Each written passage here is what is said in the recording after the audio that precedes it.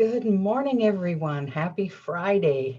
If you're in a different time zone than Mountain, it's later and it's probably lunchtime or whatever time it is for you. Welcome back to Tea with Sue. Oh, it's been a wild week. And I decided today to focus on a topic that seems very timely. It's always a timely topic, and there's lots to it. So I'll squeeze as much as I can in 20 minutes. And if we want more, well, I'll do another one on this topic. So first of all, I have a favor to ask you. So I discovered this over this past week that I actually have some listeners, people that I know that are listening in. So thank you, Mitzi and Ramon and Cheryl, Bev, all of those who are tuning in to say hello and listen to what I have to say each week.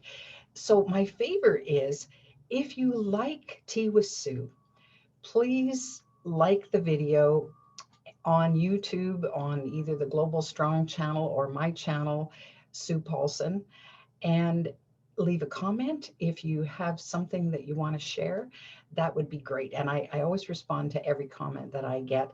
And of course, you can always subscribe too, which I think I'm at 17 subscribers or something, and I want to raise that. So if you can do me a huge favor and help me out that way, I'm always interested in kind of expanding my audience. So it's nice to know that you're out there and following me if you find this useful.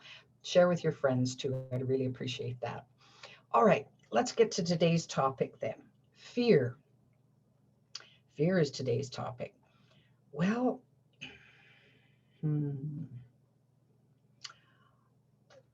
how many of you feel that you are kind of controlled by your fears?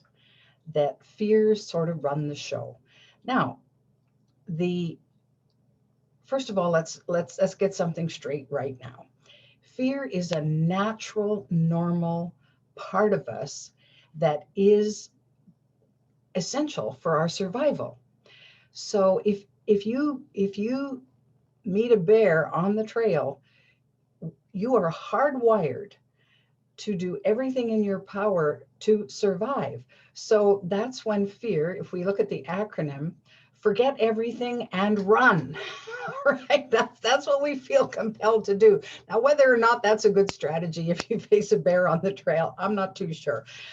I have only seen bears from a distance, and I kind of like it that way. So it's not so much seeing a bear on the trail that bothers me as having one that close to me and not knowing what's going to happen next. So maybe I have more of a fear of being eaten by a bear. I don't know. Well, bears are vegetarians, so I guess that's not really possible. So anyway, we need that survival strategy to keep us safe, even in this day and age. Then you're standing on the street corner and you're about to step off and you hear a horn blaring and you jump back. Well, you could have got run over if the fear didn't send the signals to the body to stop you cold or make you get out of the way. So that's an important facet to our well-being. The trouble is today that most of our fears are unfounded. So you might have heard that old acronym or seen it, false evidence appearing real. So that's another acronym for fear. Well, most of our fears aren't true. They're unfounded. Somehow we've made up a story about whatever it is that's in front of us. So let's take public speaking, for example. Public speaking, when I Googled it earlier today, is 12th on the list of the top 12 things that people are afraid of. Well, why are they afraid of public speaking? Well, for lots of people, that risk of exposure, that sense of, well, I'm going to look foolish, or I'm going to sound foolish, or I'll be embarrassed in some way, or maybe somebody will make a nasty comment based on what I just said. So they avoid, lots of people avoid public speaking. I used to teach public speaking to accounting students, if you can imagine. That was the last place they wanted to be, was at the front of the room. And the fear was, you could just feel it throughout the room. Well, my only way to coerce them into doing it was saying, well, you won't pass this course if you don't get up and do a talk. Well, they didn't want to lose their 5 credits, and so they did. But when I realized how high the level of fear was, then it was important to tackle that head on, to face whatever was in front of them. So we made a list of, well, what are you most afraid of at the front of the room? Well, I'm afraid I'll drop my notes. I'm afraid I'll forget what I was going to say. I'm afraid I'll freeze up or cry. And that was what was going on internally. And then, of course, externally, it was, well, I'm afraid they'll judge me. They won't like the way I look or what I say, or they'll be sitting there criticizing me, or they'll make a rude comment at the end, or they'll fall asleep, or whatever. Well, all of those things can happen, but it's rare, what I find is. So one of the ways I explained it was, I said, look, you're in a room full of 30 people and it's your turn to get up and speak. All 29 sitting there are so grateful that it's you at the front of the room and not them. They're happy. So you have a supportive audience. You have people who are on your side. They want you to succeed. So unless you deliberately do something to offend your audience, they're not going to come after you. So bask in the idea that they want to feel that their time has been well spent. So they want to hear you. They want to see you. They want to learn who you are and what you have to say. So it's to move past that. Now, most people will say, well, okay, I'm not afraid if I'm just talking to one other person, but it's the bigger size group. Well, it's interesting that private speaking is you talking to yourself. That's private speaking. Public speaking is you talking to one or more people. So we're always doing public speaking all the time. You phone somebody, you're public speaking. So move past that notion of, well, I'm standing at the front of the room and there's a big podium in front of me and there's a whole bunch of people there, and I have to have a prepared speech and it has to be letter perfect and I can't make a mistake, and on and on. Well, that's a false impression of typically what goes on. We look at that as the kind of the quintessential, that's what being a speaker is all about. And that's exactly not true. And especially anymore, people want the authentic you at the front of the room or at the front of the camera. So I know lots of people are a little afraid to be in front of the camera, and they have something valuable to say. Let's face it, you are unique on the planet. What you know, what you've experienced, and what you have to say is important. The rest of us need to know that. And when you're too afraid, when you let fear stop you, you not only cheat yourself of a growth experience, but you cheat all the rest of us of the joy of experiencing you and learning from you. So it's time to pay attention. And I don't say get rid of your fears, because I'm not so sure that that's absolutely possible. So what I suggest people do is switch it around and say, how can I befriend this fear? Because the fear comes from our ego, whose job is to help us survive. Well, they don't know that standing up in front of the room is not a physical threat, because it feels like a physical threat. Sometimes people feel like they're dying. because of the adrenaline racing through their systems, and the maybe the shaking knees, and the butterflies in the tummy, and the pounding heart. All of those different symptoms are there to suggest that something really scary is going on. But energy is energy. One one end of the spectrum from energy is the fear spectrum, which just makes you want to bolt from the room and stop whatever it is you were about to do that you were so fearful about. The other end of the spectrum of energy is excitement. So, what if what you were feeling in your body, you could begin to believe was excitement? Oh, I'm really keen to share what it is I have to share today. I want to be out there. I want to engage. And this is going to be so cool. People that are about to board roller coasters, I'm not a roller coaster fan, I confess. The thrills and chills of that ride creates a huge anticipation in them. So it's probably a little bit of fear mixed with a whole lot of excitement. And they do it. And then I think my son is a real fan of roller coasters. So all he wants to do once he gets off is do it again. And so there's something particularly engaging about that. Well, we can look at anything in life that we think we fear and say, how could I find a level of excitement in that? Or if that's a little too far a stretch, then how can I find a level of comfort? What can I do to soothe? And usually it's that inner child in us that's kind of freaking out, and oh, I don't know about this. This seems pretty scary, and I don't know what I wanted, whether I want to do this or not. So there's that hesitation.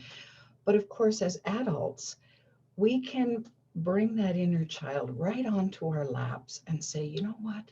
It's okay. We're going to do this bit by bit. First, we're going to, so if you break it down into the smallest particles of activity, and then one by one, okay, I did that part. Okay, I did that part. Okay, I did that part. And pretty soon, you're where you want to be. And this is something that is common in psychology practice when people have fears, is to approach the fear from first of all, a more of an understanding standpoint. So you take out your fear and you examine, so why am I so fearful about that? And sometimes you can track back and find an incident. So for example, in my teens, we had dogs on the farm, and I love dogs. I absolutely love dogs. And then one day, an old dog that was staying at our place that belonged to my uncle was in a nasty mood, and I got attacked by this dog, and I was bitten and bruised, and so for months and years, a barking dog would just send this huge fear into my heart, and I'd panic. I'd freeze because I didn't know what was coming next. Well, it took me some time, but eventually I realized that was one incident, and perhaps I had approached the situation incorrectly. And if I change my behavior around dogs, then it could be better. And it did. It got better and better and better. And now I hear a barking dog and I'm fine. A big dog comes bounding out of somebody's apartment and to, keen to go for a walk.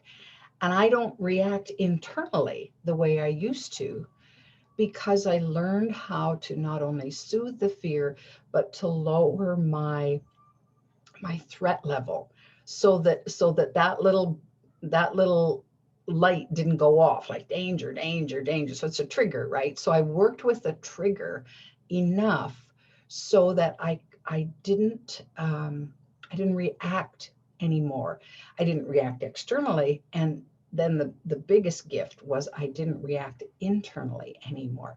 Oh, I'm cautious around dogs because each dog is different. And so I wait for either instructions from the owner or cues from the dog that show me that it's okay to pet or whatever.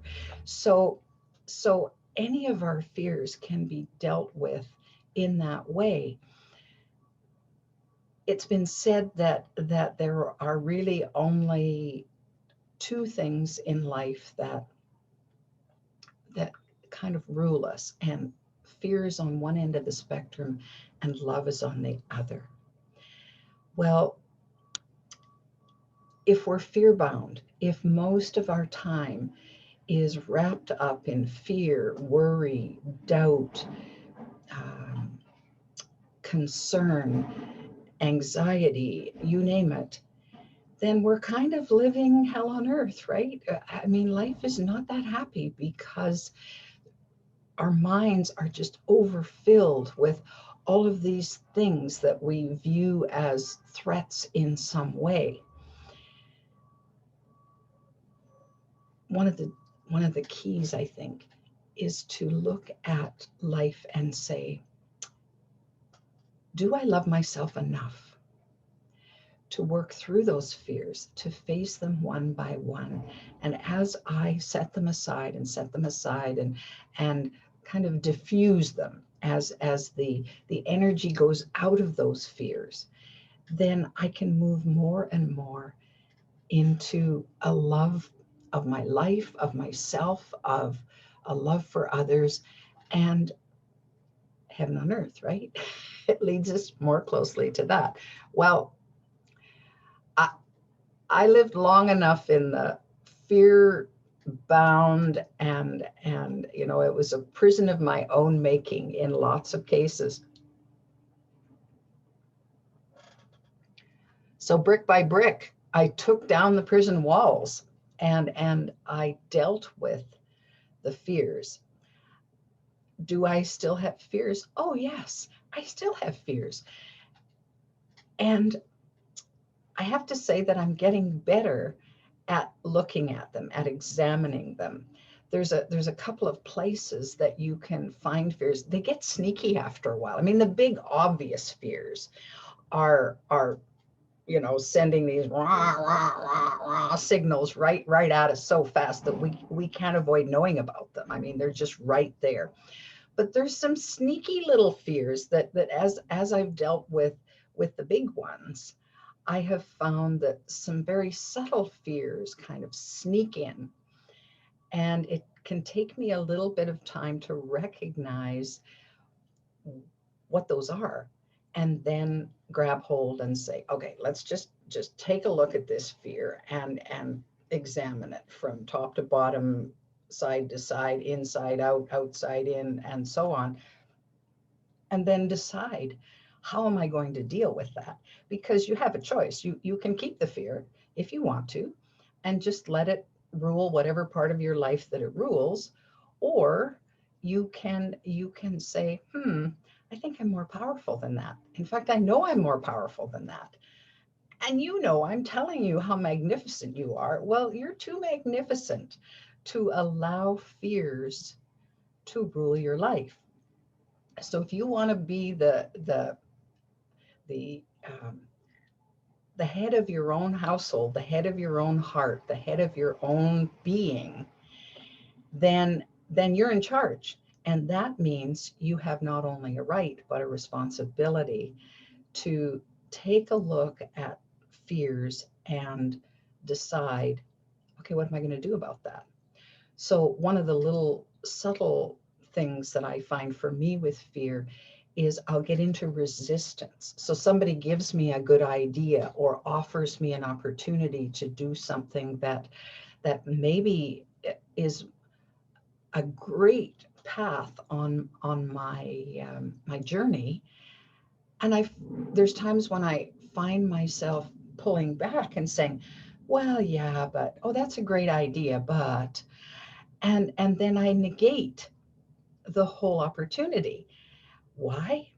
Well, That resistance is a clear signal to me that I'm fearful about it. What is it in the fear? Sometimes it's a fear of failing. Sometimes it's a fear of success. Well, what if? So everybody dreams about winning the lottery, for example. Well, the dream is one thing, the reality is entirely another. Because let's face it, winning the lottery is going to throw you way out of your comfort zone, especially if you've been living below the poverty line, right? So and the stats back this up. So in a lot of cases, people have felt so uncomfortable with that amount of money in their bank account all of a sudden that they did their best to just get rid of it as quickly as possible. And an awful lot of these people are worse off now than before they won the lottery. So what's that all about? Well, fear of success, right? I got my heart's desire. Now what? And so we want to begin to address our fears. I'm suspecting it's a lifelong journey. I know it has been for me. I've certainly addressed and befriended an awful lot of my fears. Are there still some left? Sure, they are.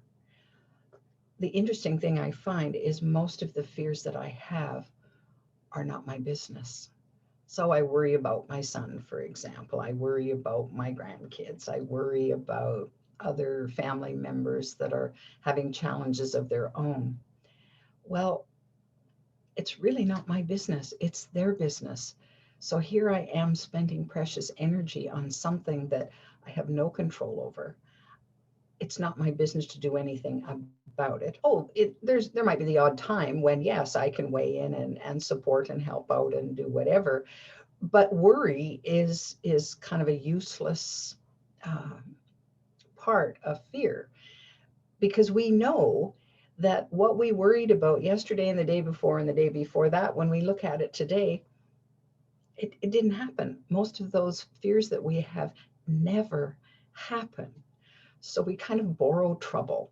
Well, I'd rather borrow a lovely stirring spoon to make a pot of delicious spaghetti sauce than I would borrow trouble.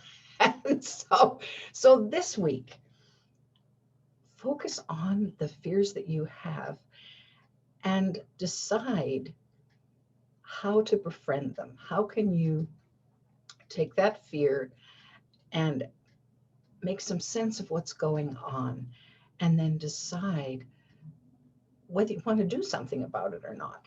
You may or you may not, but I think you'll find if you just grab hold and little by little you take some action on a fear that's been nagging at you for a while, the relief that comes from that and the joy in releasing it is going to make your day.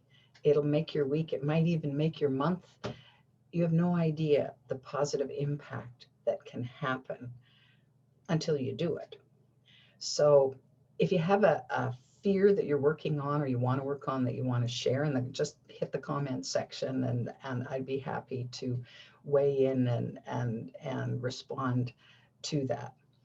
In the meantime, the sun is shining here in Alberta. It's looking to be a glorious day and warm and spring-like. I'm going to get out and have a great walk and enjoy the birds singing so sweetly. Have a glorious weekend. And remember, you are so magnificent that anything that is your heart's desire can be yours. Just think about it, dream about it, take action about it, and you're going to get it. It's going to be part of magnificent you. Until next week, have a great one.